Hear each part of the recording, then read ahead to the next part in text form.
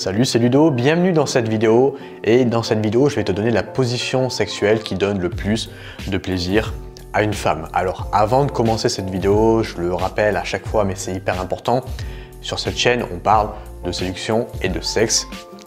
Donc si ces sujets t'intéressent et si c'est pas tabou pour toi le sujet du sexe, eh bien je t'invite à t'abonner immédiatement, à activer cette cloche, à regarder mes dernières vidéos pour apprendre sur ce sujet, à faire tout ce que tu veux sur cette chaîne. Alors, quelle est la position sexuelle qui donne le plus de plaisir à une femme? Pour répondre à cette question, en fait, ça va dépendre de la taille de ton pénis. Si tu as un petit pénis ou si tu as un grand pénis. Donc, qu'est-ce qu'un petit pénis? Eh bien, selon des études, ça va varier selon les études que tu vas regarder, mais la plupart des études vont te dire qu'un petit pénis, c'est un pénis qui est inférieur à 8 à 9 cm en érection pour un homme adulte. Alors attends la fin de cette vidéo pour aller prendre une règle et mesurer. Regarde bien cette vidéo jusqu'à la fin parce que tu vas voir qu'elle est hyper intéressante. Alors, on va commencer pour les petits pénis. Alors, quel est le problème des petits pénis? Le problème des petits pénis, c'est que tu vas sortir plus facilement du vagin pendant les mouvements de va-et-vient. Donc la position que je t'encourage à adopter, c'est une position qui va faciliter la pénétration totale du pénis. À savoir tout simplement le missionnaire et ses variantes. Ok, pas juste le missionnaire, je vais t'expliquer juste après, mais le missionnaire et ses variantes. Qu'est-ce que le missionnaire? Donc, je me décale un petit peu, je te mettrai une photo ici. Donc j'ai noté quelques variantes, les variantes les plus essentielles du missionnaire.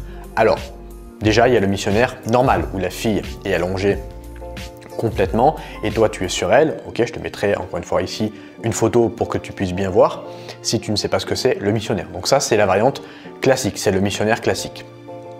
Maintenant il y a également le missionnaire où la fille elle plie un petit peu ses genoux. Donc c'est pareil que la première variante, mais au lieu qu'elle ait les jambes complètement allongées, elle les plie sur elle-même. Je te remettrai une photo encore une fois de cette variante juste ici. Maintenant tu as le missionnaire où tu vas pouvoir surélever son bassin un petit peu avec un coussin. Encore une fois ici, je te mettrai une photo. À quoi ça va servir? On va le voir juste après. Si tu soulèves son bassin, eh bien, tu vas avoir une inclinaison différente et tu vas pouvoir atteindre son point G beaucoup plus facilement. Mais ça, j'y reviendrai juste après. Maintenant, il y a la variante du missionnaire où tu vas pouvoir mettre tes mains sous ses fesses pour soit lui masser, lui caresser les fesses, soit accompagner ton mouvement de va-et-vient en lui tirant, en prenant ses fesses et en accompagnant ce mouvement de va-et-vient avec tes bras. Soit tu peux également, si tu es à un niveau avancé, surélever son bassin avec tes bras, donc en mettant tes mains sous ses fesses, mais là tu vas utiliser les muscles de tes bras.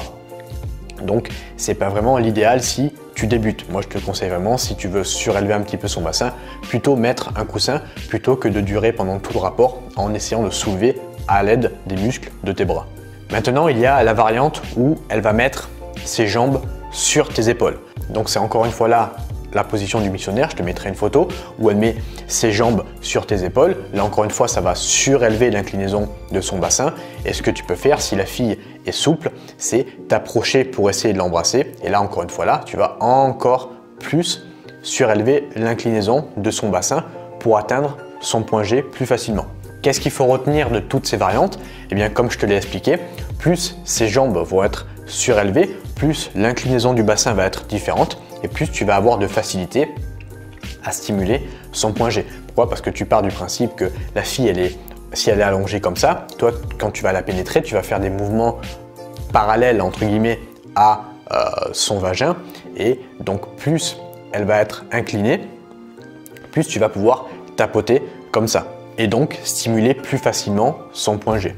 Ça ne veut pas dire que si la fille est allongée complètement, tu ne vas pas pouvoir stimuler son point G, mais ça va prendre beaucoup plus de temps que si tu surélèves son bassin, soit avec un coussin, soit en mettant par exemple, comme je t'ai expliqué, ses jambes sur tes épaules et pourquoi pas te rapprocher pour l'embrasser si la fille est souple. Maintenant, on va passer au gros pénis. Les gros pénis, vous n'avez pas du coup ce problème qu'ont les petits pénis, à savoir eh bien, que le sexe va sortir plus facilement lors des mouvements de va-et-vient pendant la pénétration. Donc là, en fait, tu vas pouvoir adopter toutes les positions que tu veux parce que tu ne vas pas avoir ce problème-là qu'ont les petits pénis, à l'exception d'une position, à savoir la sodomie. Pourquoi? l'anus, tout simplement, contrairement au vagin, n'est pas élastique. Donc, ce qui va se passer, c'est que si tu as un gros pénis et que tu veux adopter la position de la sodomie, donc la sodomie, je vais expliquer ce que c'est pour les gens qui ne le savent pas, c'est comme la levrette, mais au lieu de mettre ton sexe dans son vagin, tu mets ton sexe dans son anus. Je te mettrai une photo ici si tu ne sais pas ce que c'est la sodomie. Maintenant, si la fille, elle veut absolument essayer cette position avec toi, eh bien, tu peux le faire, mais pense à vraiment y aller doucement, pense bien à lubrifier, parce que sinon, il y a un risque non seulement de douleur, mais en plus, un risque éventuel de fissure. Donc pense vraiment à y aller doucement si tu entreprends cette position que je te déconseille de faire si tu as un gros pénis. Le dernier conseil que je vais te donner pour la sodomie si tu as un gros pénis, c'est pas forcément vouloir rentrer tout le pénis à l'intérieur, mais partiellement pour, encore une fois là, non seulement éviter les douleurs, mais en plus éviter les risques de fissure. Voilà, j'espère que cette vidéo t'a appris des choses. Si tu as des questions, n'hésite pas à me les poser en commentaire, j'y répondrai. N'hésite pas à t'abonner comme je te l'ai expliqué en début de vidéo. Maintenant, si tu veux aller plus loin sur ce sujet du sexe, n'hésite pas à aller dans la description. J'ai réalisé un programme vidéo basé à 100% sur le sexe qui va t'expliquer tout ça, mais beaucoup plus en détail. Tu te doutes bien que je ne peux pas tout dire sur YouTube. Donc n'hésite pas à cliquer sur le premier lien dans la description. Moi, je te remercie de m'avoir écouté jusqu'à présent. Je te souhaite une agréable journée et je te dis à bientôt. Ciao!